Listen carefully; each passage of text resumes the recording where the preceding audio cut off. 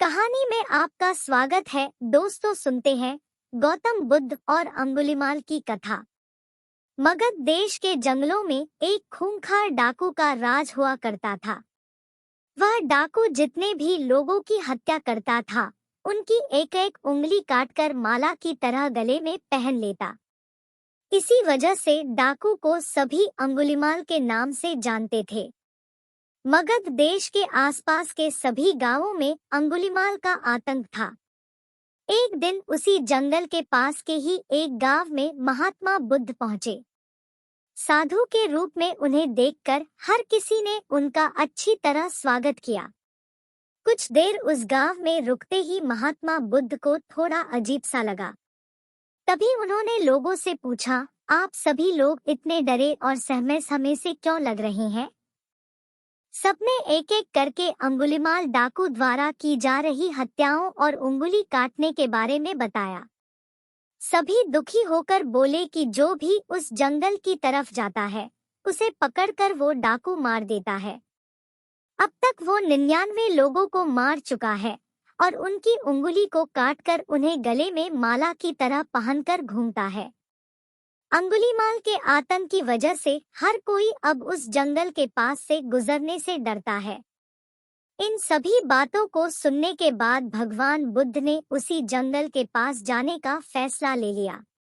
जैसे ही भगवान बुद्ध जंगल की ओर जाने लगे, तो लोगों ने कहा कि वहां जाना खतरनाक हो सकता है। वो डाकू किसी को भी नहीं छोड़ता।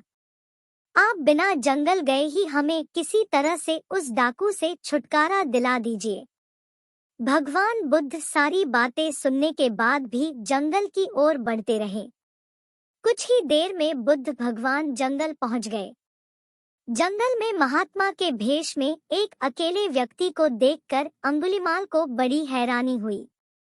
उसने सोचा कि इस जंगल में लोग आने से पहले कई बार सोचते हैं, आ भी जाते हैं तो अकेले नहीं आते और डरे हुए होते हैं। ये महात्मा तो बिना किसी डर के अकेले ही जंगल में घूम रहा है। अंगुलिमाल के मन में हुआ कि अभी इसे भी खत्म करके इसकी उंगली काट लेता हूँ। तभी अंगुलिमाल ने कहा, अरे, आगे की ओर बढ़ते हुए कहाँ जा रहा है? ठहर भी जा अब। भगवान बुद्ध ने उसकी बातों को अनसुना कर दिया। फिर गुस्से में डाकू बोला, मैंने कहा रुक जाओ। तब भगवान ने उसे पलटकर देखा कि लंबा चौड़ा, बड़ी बड़ी आंखों वाला आदमी जिसके गले में उंगलियों की माला थी, वो उन्हें घूर रहा था। उसकी तरफ देखने के बाद बुद्ध दोबारा से चलने लगे। गुस्से में तमतमाते हुए अंगुलिमाल डाकू उनके पीछे अपनी तलवार लेकर दौड़ने लगा। डाकू जितना भी दौड़ता, लेकिन उन्हें पकड़ नहीं पाता। दौड़ दौड़ कर वो थक गया। उसने दोबारा कहा, रुक जाओ, वरना मैं तुम्हें मार दूंगा और तुम्हारी उंगली काटकर मैं 100 लोगों को मारने की अपनी प्रतिज्ञा पूरी कर लूंगा।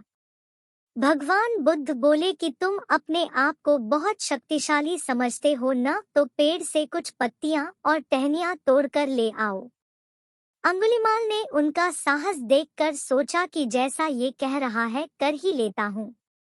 वो थोड़ी देर में पत्तियां और टहनियां तोड़कर ले आया और कहा, ले आया मैं इन्हें। फिर बुद्ध जी कहने लगे, अब इन्हें दोबारा पेड़ से जोड़ दे। यह सुनकर अंगुलिमाल बोला, तुम कैसे महात्मा हो? तुम्हें नहीं पता कि तोड़ी हुई चीज को दोबारा नहीं जोड़ सकते हैं। भगवान बुद्ध ने कहा कि मैं यही तो तुम्हें समझाना चाहता हूँ कि जब तुम्हारे पास किसी चीज को जोड़ने की ताकत नहीं है, तो तुम्हें किसी वस्तु को तोड़ने का अधिकार भी नहीं है। किसी को जीवन देने की क्षमता नहीं, तो मारने का हक भी नहीं। यह सब सुनकर अंगुलिमाल के हाथों से हथियार छूट गया। भगवान आगे बोले, तू मुझे रुक जा कह रहा था, मैं तो कब से स्थिर हूँ। वो तू ही है जो स्थिर नहीं है। अंगुलिमाल बोला, मैं तो एक जगह पर खड़ा हूँ, तो कैसे अस्थिर हुआ और आप तब से चल रहे हैं। बुद्ध भगवान बोले, मैं लोगों को क्षमा करके स्थिर हूँ और तू हर किसी के पीछे उसकी हत्या करते हुए भागने की वजह से अस्थिर है। यह सब कुछ सुनकर अंगुलिमाल डाकू की आंखें खुल गई और उसने कहा, आज के बाद से मैं कोई अधर्म वाला कार्य नहीं करूंगा। रोते हुए अंगुलिमाल डाकू भगवान बुद्ध के चरणों पर गिर गया। उसी दिन अंगुलिमाल ने बुराई का रास्ता छोड़ा और वो बहुत बड़ा सन्यासी बन गया।